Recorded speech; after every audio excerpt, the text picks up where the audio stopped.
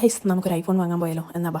ഞാൻ ഈ റെഡിയായി നിൽക്കുന്ന ഒരു ഫോൺ വാങ്ങാൻ പോകാനാണ്. ഞാൻ കുറേ ദിവസമായി വാങ്ങണമെന്ന് വിചാരിക്കുന്ന 2 ദിവസമായിട്ട് നല്ല മഴയാണ്. സോ ഇന്നാണ് നമുക്ക് പുറത്തിറങ്ങാൻ പറ്റിയിട്ടുള്ളത്.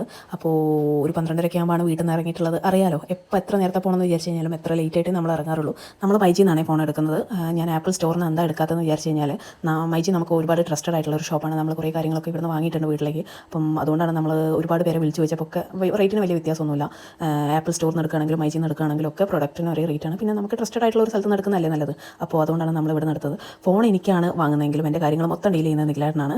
ഞാൻ ഭയങ്കര എക്സൈറ്റഡ് ആട്ടോ. ചിലപ്പോൾ നിങ്ങൾക്ക് എൻ്റെ ഫേസിൽ ഇത് കാണാൻ പറ്റില്ല എന്ന് വരും. പക്ഷേ ഞാൻ ഭയങ്കര എക്സൈറ്റഡ് ആണ്. എനിക്ക് ഭയങ്കര സന്തോഷമുണ്ട്. കാരണം എൻ്റെ ആദ്യത്തെ ഐഫോണാണിത്. അത് 17 Pro Max തന്നെ വാങ്ങാൻ പറ്റിയില്ല സന്തോഷം.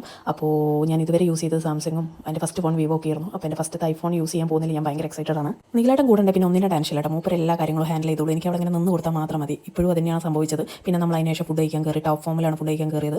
ഞാനും എൻ്റെ അച്ഛനും അമ്മയും നിഖിലേട്ടനും എൻ്റെ ഒരു കസിനും കൂടിയാണ് ഫോൺ വാങ്ങാൻ പോയിട്ടുള്ളത്. ഞാൻ മീൽ സൈഡിനോ കഴിച്ചിട്ടുള്ളത്. എനിക്ക് ഭയങ്കര ഇഷ്ടപ്പെട്ട ഫുഡ്. അത്യാവശ്യം നല്ല റേറ്റ് ഉണ്ട്, എന്നാലും അത്യാവശ്യം നല്ല ടേസ്റ്റും ഉണ്ട് ഫുഡിന്. നമ്മൾ ഫുഡൊക്കെ കഴിച്ച് കഴിഞ്ഞ് നേരെ സ്ട്രീറ്റിലേക്കാണ് പോയത്. അവിടെ നിന്ന് 1-2 സാധനം വാങ്ങേണ്ടിയിരുന്നു. അതൊക്കെ കഴിഞ്ഞ് നേരെ വീട്ടിലെത്തി. വീണ്ടും എൻ്റെ ഒരു പ്രസനാണ് നിങ്ങൾ ഈ കാണുന്നത്. രണ്ടാമത്തെ അൺബോക്സിംഗ് ആണ്. എൻ്റെ ഫോണിൻ്റെ റേറ്റ് ഞാൻ പറഞ്ഞിട്ടില്ലല്ലോ. എനിക്ക് ഏകദേശം ഒരു 1,56,000 ആണ് ഞാൻ ഫോൺ മേടിച്ചിട്ടുള്ളത്.